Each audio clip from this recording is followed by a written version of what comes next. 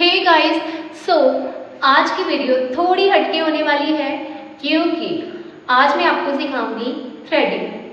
हाँ जी, वही आईब्रोज वाली थ्रेडिंग। तो सीन ऐसा था कि मेरी कज़न आई हुई थी और she was literally behind me for so many days, like please मेरी आईब्रोज बना दो, प्लीज़ बना दो। फाइनली आज मैंने हार मान ली और उसके आईब्रोज बना ही दिए। और तब मैंने सोचा why not teach you guys as well. अगर मैं कर सकती हूँ तो आप भी डेफिनेटली कर पाओगे। बट वेट, एक बात क्लियर कर दूँ, I never learn threading from anywhere. और अब आप सोच रहे होंगे हाँ कितनी झूठी है ये। But guys trust me, this is 100% true. मैंने किसी से सीखा ही नहीं, सिर्फ खुद ट्राई करके सीखा है। सो थ्रेडिंग करना उतना टफ भी नहीं है जितना आप सोच रहे हो, बस थोड़ी प्रैक्टिस और थोड़ा दिमाग चाहिए। अब आप मेरी स्टोरी सुनो।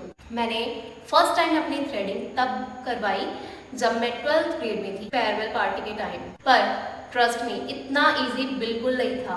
मुझे बहुत टेंशन थी कि कहीं मेरी आईब्रोज की शेप खराब ना हो जाए। तो मैं आपको कुछ टिप्स दे रही हूँ। Tip number 1, first time threading हमेशा प्रोफेशनल से ही करवाओ। खुद ट्राई मत करो वरना शेप बिगड़ने का रिस्क होता है। एक्चुअली मेरी आईब्रोज काफ़ी थिक थी तो मुझे लगा कि अब मैं बड़ी हो गई हूँ, इट्स हाई टाइम आईब्रोज बनवा ही लेनी चाहिए।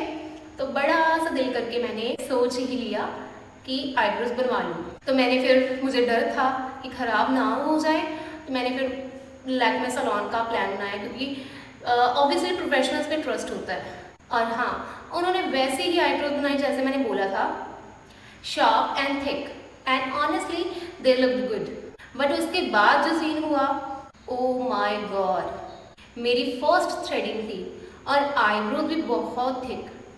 तो मेरी आंखों पे इतनी स्वेलिंग आ गई कि अगले दिन मेरी आईज खुल ही नहीं रही थी। और जिस फेयरवेल के लिए मैंने इतने शौक से आईब्रोज बनवाई थी, उसमें मैं स्वेलिंग के चक्कर में जा ही नहीं पाई।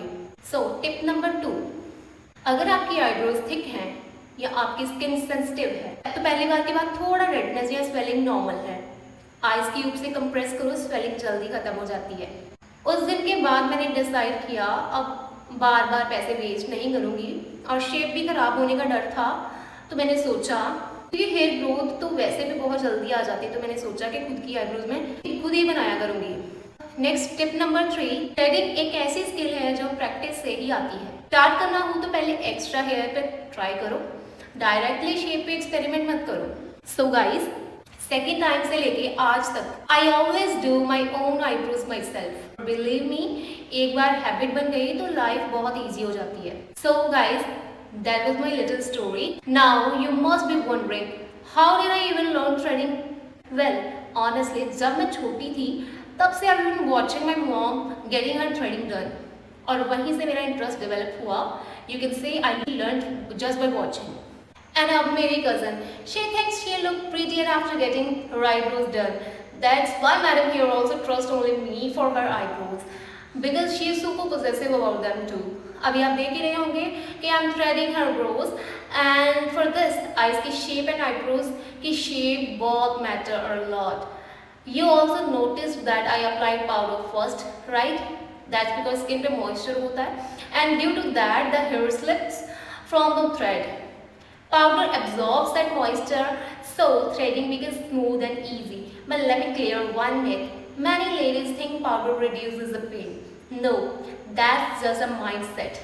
Reality is, powder only soaks up the moisture, nothing else. So that's it for today's video, and if you guys want me to upload a video of me doing my own threading, then drop lots of comments and share this video as much as you can. And हाँ, if you still haven't subscribed to my channel, hit that subscribe button right now, and don't forget to press the bell icon so that you never miss my next video. Your one like, your one share and one subscribe means the world to me. And those who have already subscribed, sending you lots of love from my side. Thank you my YouTube family. See you in the next video. Bye bye.